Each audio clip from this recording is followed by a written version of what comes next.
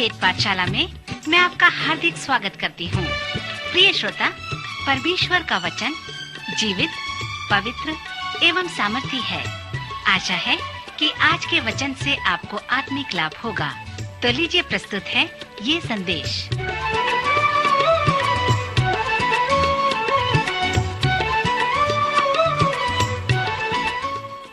नमस्कार श्रोता मित्र, वेद पाठशाला की अगली कक्षा में आपका स्वागत है। श्रोता, हमारे सर्वेक्षण ने हमें पतरस की पत्रियों अर्थात नए नियम के प्रायः अंत में ले आया है। यदि आप हमारे इस वेद पाठशाला की कक्षा में पहली बार आए हैं तो आपको ये जानने की आवश्यकता है कि इस कक्षा में संपूर्ण पवित्र शास्त्र का अध्ययन किया जाता है। जब आप नए नियम के अंत में आते हैं और पतरस की पत्रियों को देखते हैं तो प्रेरितों के कार्य में जो पतरस है उससे एक अलग प्रकार के पतरस से आप मिलते हैं, और सुसमाचार में जो पतरस है वो भी प्रेरितों के कार्य के पतरस से अलग प्रकार का पतरस है। नए नियम में पतरस ने 3 पृथक्करण, 3 भिन्नता, परंतु वे सब एक ही व्यक्ति हैं। पतरस जिससे आप नए नियम में मिलते हैं वह सुसमाचार का पतरस है। जब वह मसीह से मिला उस समय उसका नाम शमौन था। जब पतरस का भाई अंद्रियास यीशु के साथ उसका परिचय कराया तब यीशु ने कहा, शमौन, मेरे पास तेरे लिए एक उपनाम है। मैं तुझे अब कैफा कहकर पुकारूंगा, जिसका अर्थ है पत्थर या चट्टान, और सार है मजबूती, स्थिरता या दृढ़ता। चारों सुसमाचार में देखते हैं कि पतरस के जीवन में उतार चढ़ाव आते हैं। वह गर्म भी होता है, ठंडा भी होता है, परंतु प्रेरितों के कार्य में हम उसे देखते हैं वह वास्तव में एक चट्टान जैसे कार्य करता है। सुसमाचार में ध्यान करें कि यीशु पतरस को किस समय में शमौन और किस समय में पतरस कहकर पुकारता है। अर्थात जब पतरस कुछ गलत करता था तब यीशु उसे शमौन कहकर पुकारते थे, और जब पतरस कुछ अच्छा करता था तब यीशु उसे पतरस कहकर पुकारते थे। सो जब तक इस अस्थिर शमौन का जीवन स्थिर न हो गया, यीशु उसे शमौन कहते थे और बाद में उसे चट्टान कहा, जब वह कलीसिया का एक महान अगुवा बना। यदि आप यीशु व पतरस के मध्य वार्तालाप का सर्वेक्षण करेंगे तो आप इसे नाटकीय रूप से देखने पाएंगे। हम सुसमाचार में पतरस के साथ यीशु मसीह के वार्तालाप को अध्ययन कर उसके विषय में अधिक सीख सकते हैं। उदाहरण के लिए, जब अंद्रियास ने शमौन को यीशु से परिचय कराया तो जब यीशु पतरस से मिले तो यह स्पष्ट है कि इस व्यक्ति को यीशु लेना चाहते थे, जो मछली भी नहीं पकड़ सकता था, ताकि यीशु उसे लेकर मनुष्यों का मछुआ बना सकें। यह व्यक्ति जो मछली नहीं पकड़ सकता था, यीशु उसे 3 वर्ष तक प्रशिक्षित करते हैं ताकि वह मनुष्यों को पकड़ सके।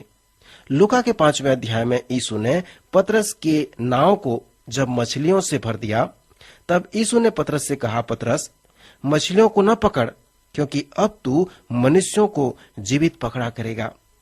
इस वार्तालाप में यीशु ने उससे बहुत कुछ बातें कहा। अर्थात यदि तू मनुष्यों को पकड़ने जाएगा तो पतरस तुझे यह स्मरण करना होगा, अर्थात जब तू मछुआरा नहीं हो परंतु मैं मछुआरा हूं और मैं तुम्हारे साथ हूं। फिर यीशु ने पतरस से कहा, पतरस, तुम मछलियों को नहीं पकड़ सकते, परंतु मैं पकड़ सकता हूं और मैं तुम्हारे साथ हूं। मैं तुम्हारे नाव में हूं। तुम मछलियों को पकड़ना भी नहीं चाहते हो पतरस, क्योंकि मैं नाव में हूं, इसलिए मेरी इच्छा से ही मछली पकड़ना चाहते हो। तुम्हारी इच्छा इसमें बिल्कुल नहीं है, क्योंकि मैं मछली पकड़ना चाहता हूं, इसलिए तुम भी चाहते हो। प्रभु यीशु ने इस आत्मिक रहस्य को इसलिए पतरस को सिखाया ताकि एक दिन पतरस अपने जीवन व कार्य को देख सके और कह सके, ये मैंने नहीं किया, परंतु उसने किया क्योंकि वह मेरे साथ था। यीशु व पतरस के मध्य में जो एक सुंदर वार्तालाप है वह लूका रचित सुसमाचार के 22वें अध्याय 31 से 34 पद में पाया जाता है। इस वार्तालाप को मैं अंतर्दृष्टि या पूरी जानकारी कहता हूँ। यीशु अपने चेलों के साथ ऊपरी कोठरी में हैं और पतरस से एक सुंदर वचन कहते हैं। उस अवसर में यीशु उसे सिमोन कहकर पुकारते हैं और कहते हैं, शमौन, हे शमौन, देख शैतान ने तुम लोगों को मांग लिया है कि गेहूं की नाई फटके, परंतु मैंने तेरे लिए विनती की कि तेरा विश्वास जाता न रहे, और जब तू फिरे तो अपने भाइयों को स्थिर करना। उसने उनसे कहा, हे प्रभु, मैं तेरे साथ बंदीगृह जाने वरन मरने को भी तैयार हूं। तब यीशु ने पतरस से कहा, हे पतरस, तू मुझसे कहता है कि आज मुर्ग बांग न देगा, जब तक तू 3 बार मेरा इनकार न कर लेगा कि मैं उसे नहीं जानता। यीशु व पतरस के मध्य की ये वार्तालाप कुतूहल उत्पन्न करने वाली वार्तालाप है, क्योंकि यहाँ पर जीवन परिवर्तन का शब्द है, फिरने का, वापस लौटने का शब्द है। जब यीशु ने पतरस से कहा, तब उसका अभिप्राय यह था कि उसने पतरस से कहा, हे शमौन, शैतान तुम लोगों को मांग लिया है कि गेहूं की नाई फटके, परंतु मैं तेरे लिए प्रार्थना की कि तेरा विश्वास जाता न रहे। पर जब तू फिरे, ये तेरा मन परिवर्तन हो, तब तू अपने भाइयों को स्थिर करना। मित्र, यह मेरे मन में 2 प्रकार के प्रश्न को उत्पन्न करता है। प्रथम, मन परिवर्तन क्या है, और दूसरा, पतरस का मन कब परिवर्तन हुआ। प्रेरितों के काम पुस्तक के प्रारंभिक अध्यायों में जो संदेश प्रचार किया गया है, उसमें लोगों को उत्साहित किया गया है कि वे मन फिराएं और अपने अपने पापों की क्षमा के लिए अपना जीवन परिवर्तित करें। श्रोता, मन फिराने का वास्तविक अर्थ क्या होता है? इसका अर्थ है ऊपर से नीचे हो जाना, बदल जाना, पूर्ण रूप से परिवर्तित हो जाना। पतरस यीशु के साथ लगभग 3 वर्ष तक रहा। फिर पतरस कब अपने जीवन परिवर्तन का अनुभव किया? 3 वर्ष की सेवकाई के बाद चेले यहाँ पर यीशु मसीह के साथ ऊपरी कोठरी में हैं, और वहाँ यीशु पतरस से कहते हैं, पतरस, जब तू फिरे, जब तेरा जीवन बदल जाए, तो तू अपने भाइयों को स्थिर करना। जीवन परिवर्तित होना सबसे अलग है। यह 1 मिनट में भी हो सकता है, और इसके लिए वर्षों का भी समय लग सकता है। प्रोफेसर डिक वुडवर्ड, जो वेद पाठशाला कार्यक्रम के लेखक हैं, प्रशिक्षण कर रहे थे और एक पुराने पास्टर के साथ कार्य कर रहे थे। उस समय उनके पास अनेक प्रश्न थे। पास्टर ने उसे चेला बनाना सिखाया और प्रथम यूहन्ना का ग्रीक भाषा में अध्ययन कराया, और इसलिए पहला यूहन्ना का अध्ययन कराया क्योंकि वह निश्चयता की पत्री है। 1 वर्ष अध्ययन करने के बाद प्रोफेसर डिक ने अपना सभी प्रश्न पूछा।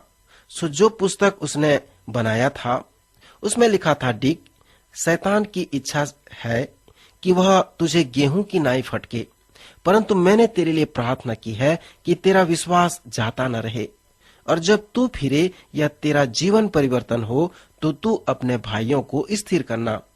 उस वचन ने उसके हृदय में कार्य किया। वह उस पास्टर के साथ 1 वर्ष तक रहा, और वह लिखता है, जब तू फिरे। इस परिप्रेक्ष्य में डिक का जीवन बदल गया। मैं पूर्ण विवरण को नहीं बताना चाहता, पर अनेक वर्ष के पश्चात डिक के जीवन परिवर्तन का उसे अनुभव मिला। यह संभव है कि कलीसिया में होना, कलीसिया का अगुवा होना और जीवन का परिवर्तन न होना। मित्र, क्या आपका जीवन परिवर्तित हो गया है? जीवन परिवर्तन से आप क्या समझते हैं? जीवन परिवर्तन वो नहीं कि आप कलीसिया का एक सदस्य बन जाएं, निर्णय पत्र पर हस्ताक्षर कर दें, बड़ी बड़ी सभाओं में चेले बने और हाथ उठा दें और बपतिस्मा ले लें। परंतु जीवन परिवर्तन वो अनुभव है जिसमें आपका पूर्ण जीवन परिवर्तित हो जाए और आप उसका अनुभव कर सको। मित्र, क्या आपने कभी इस प्रकार का अनुभव किया है? पतरस जीवन परिवर्तन का अनुभव कब किया? यदि आप मूसा के जीवन के साथ पतरस के जीवन की तुलना करेंगे तो आप कुछ विशेष बातों को जानने पाएंगे। मैंने आपसे कहा था कि मूसा ने 3 पाठ सीखा।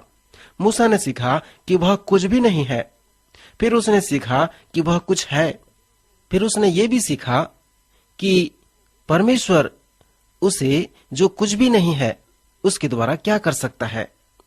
इस प्रत्येक पाठ को सीखने के लिए मूसा को 40 वर्ष लग गए। आप कह सकते हैं कि मूसा ने भी इन तीनों पाठ को सीखा था, परंतु उसे सीखने के लिए 40 वर्ष नहीं लगे। पतरस ने ये सीखा कि वह कुछ भी नहीं है, पर उसे सीखने के लिए उसे कितना समय लगा। यदि आप इस तीनों पतरस के विषय में अध्ययन करते हैं तो मैं इस प्रकार से सलाह देता हूं कि जब पतरस यीशु से मिला और यीशु उसे चट्टान कहकर पुकारा, उस समय से वह अंधेरे में जाकर फूट फूट कर रोने लगता है। वह सीखने लगा कि वह कुछ भी नहीं है। यीशु ने उसे ऊपरी कोठरी में कहा था कि पतरस, आज मुर्ग बांग न देगा जब तू 3 बार मेरा इनकार न कर लेगा कि मैं उसे नहीं जानता। और यह ऐसा ही हुआ। जब यीशु को न्याय के कक्ष में लाया जा रहा था, उसे लोग मार रहे थे, उसके सिर पर कांटों का मुकुट था, और ऐसे समय में पतरस 3 बार इनकार करता है। फिर अंधेरे में जाकर वह फूट फूट कर रोने लगता है। और यहाँ पर वह सीखता है कि वह मसीह के बिना कुछ भी नहीं कर सकता है। पुनरुत्थान के बाद यीशु अपने भाई याकूब पर प्रकट हुए और याकूब का जीवन बदल गया। फिर वह चेलों के समक्ष 2 बार प्रकट हुए, फिर 500 लोगों के समक्ष प्रकट हुए, और फिर वह पतरस के समक्ष प्रकट हुए, जिसे हम यूहन्ना रचित सुसमाचार के 21वें अध्याय में पाते हैं। वहां पर यीशु पतरस से पूछते हैं, क्या तू इन लोगों से बढ़कर मुझसे प्रेम रखता है? उस ऊपरी कोठरी में 7 लोग थे, जहां पर बड़े गौरव के साथ पतरस ने यीशु से कहा था कि प्रभु, यदि सब तुझे छोड़ दें तो छोड़ दें, पर मैं तुझे नहीं छोड़ूंगा। सो इस कारण यीशु से पूछते हैं, पतरस, क्या उन सब से बढ़कर तू मुझसे प्रेम रखता है? यहाँ पर यीशु अगापे प्रेम के विषय में बातें कर रहे थे, अर्थात पूर्ण समर्पित होने वाला प्रेम, परमेश्वर का प्रेम। पतरस ने उत्तर दिया, हाँ प्रभु, तू तो जानता है कि मैं तुझसे प्रीति रखता हूँ।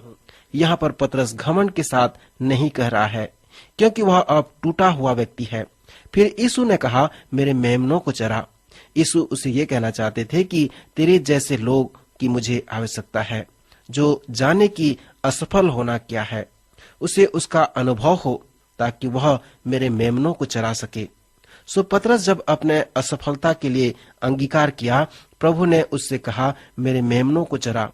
फिर प्रभु ने उसे दूसरी बार और तीसरी बार भी इसी प्रकार पूछा कि क्या तू मुझसे प्रीति रखता है?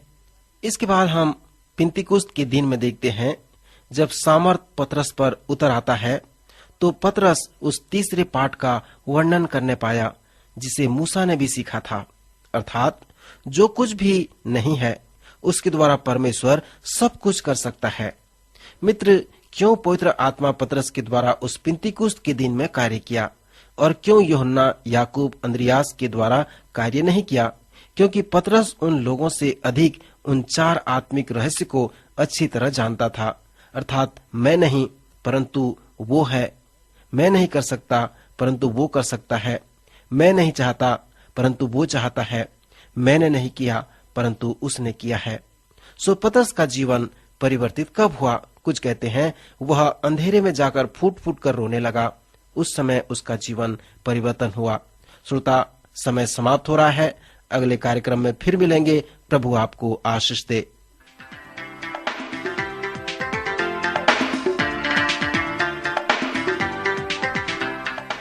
अभी आप सुन रहे थे कार्यक्रम वेद पाठशाला। श्रोता, हमें विश्वास है कि इस कार्यक्रम के द्वारा आपको आशीष मिली है। यदि इस कार्यक्रम के विषय में अधिक जानकारी प्राप्त करना चाहते हैं या बाइबल अध्ययन से संबंधित कोई प्रश्न हमसे पूछना चाहते हैं, तो आप हमें इस पते पर लिखें। हमारा पता है कार्यक्रम वेद पाठशाला, post box number 713, EN post, Faridabad 7। पता एक बार फिर सुन लीजिए। कार्यक्रम वेद पाठशाला, post box number 713, EN post, Faridabad 7। आज के कार्यक्रम का समय यहीं पर समाप्त होता है।